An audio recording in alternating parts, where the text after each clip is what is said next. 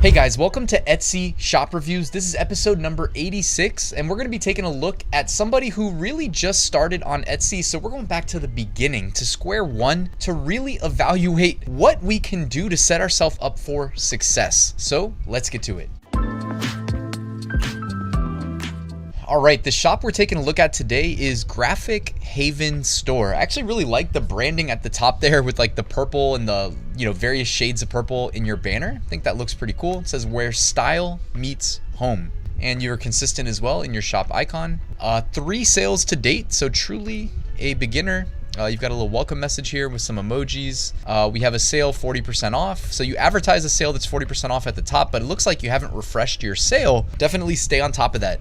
All right. You have 17 products listed. That is not too many. I would definitely continue to list products for sale on Etsy. That's going to increase the chances of you making this like, a sustainable source of passive income instead of just the one-off sales. It looks like, so you have a sticker, you have a shirt, you have another shirt. It just, one thing that stands out immediately is it looks like you're doing too much. When you're a beginner, that is where you really want to focus and refine your efforts on just doing a few things right, a few things really right. You know what I mean? Because ultimately, when the customer's seeing your product and, a product from the #1 print-on-demand shop on Etsy, they don't really care if you're a beginner or not. They just want to feel good about what they're buying, okay? So you need to be able to compete with the rest of them. And obviously, don't stress yourself out too much as a beginner that you're not perfect right away.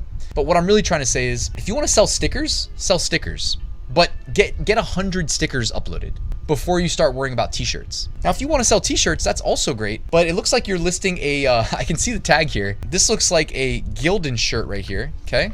You can see the tag. And then the next one over here looks like a Bella Canvas. So you're selling multiple brands and you're selling a white shirt, and then next to it, you're selling a dark shirt. So you're just really overcomplicating things. I recommend pick like one product type to do really well. By the way, stickers are a great option. They're simple, but pick one product type to do really well. And if it's apparel, decide whether or not you want to do like light shirts or dark shirts. You know what I mean? And when I say shirts, it could be sweatshirts, it could be whatever, but try to optimize for one color scheme just when you get started, because it makes everything so much easier. Your decision-making process is a lot simpler. And I mean, to me, I don't think you can go wrong doing that. Now, beyond that, I think also, your designs aren't necessarily bad, but focus on, using really good color contrast. Like if I put these 2 white shirts next to each other, I think this one you did a great job on, okay? I love the color scheme. It contrasts well against white.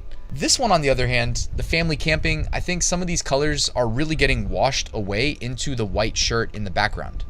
Okay, you can actually see the night sky there is barely visible, but it looks like you also made it available on a black shirt.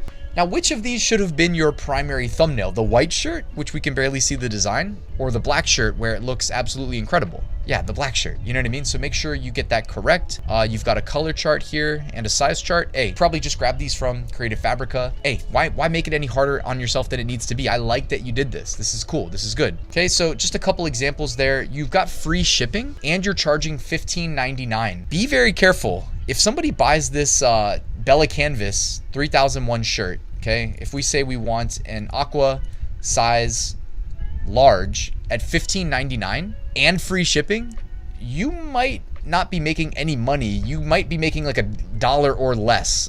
Be extremely careful. This is why I prefer to just pass the shipping costs off to our customer, let them cover it. Makes the math for your profitability much simpler to stay on top of as well. And honestly, your list prices tend to be lower when you charge shipping at checkout, right? If you offer free shipping, you've got to price shipping into your product, and it looks like you need to update your pricing. I'm just being honest. So be careful there. You don't want to be losing money on this stuff. Random brow and lash and then a phone number. That is super random. Your mockups, they're not bad, but I don't think they're great. I would personally go to Etsy, look at your competition, okay? I wear gray for brain cancer awareness. Let's go and look that up on Etsy. We'll do it in a new tab though. I wear gray for brain cancer awareness shirt.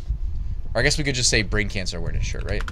So let's look at how some of your competition are mocking up their products. So we just scrolled through the ads. Now we're looking at the best sellers here above us. Compare their mockups to your mockups. I think there's a pretty big difference, all right? I would personally recommend leaning towards replicating what we know works. Etsy's algorithm will push the best sellers to the top, which helps them remain best sellers. Yeah, it's hard to overcome, but that's where, you know, ads still show up above them, right?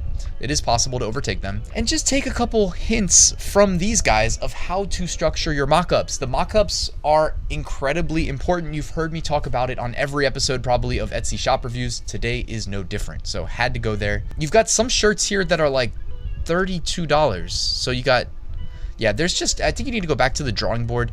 And honestly, as a beginner, you've only pushed 17 products. If you want to just delete these and restart, that also should be on the table as an option, because you got the $15.99 plus free shipping shirts, and then you've got the $32 shirts. It doesn't make any sense to me. Not that, you know, most customers don't see your Etsy shop, so it's okay, but you're going to really struggle to sell a shirt for $32 when, you know, if it's the brain cancer awareness, like look at these pricing, $9.99, $10.05, $10.05, $9. Now we know when you check out, you're most likely not paying $9 or $10. This is just them playing the game with the list price that people see in search results for their products. We've talked about this in previous videos. Basically, the lowest price SKU in your listing is what's going to be shown in search results. If you're showing $32 as your list price, you are gonna really struggle to generate any clicks, because any competition selling something similar is most likely going to get the sale and not you when you're charging twice as much. Or I mean, honestly, again, most customers don't know how this works. Most customers are gonna see $9.99 for a brain cancer awareness shirt, and then they're gonna see you $31.97, literally charging 3 times as much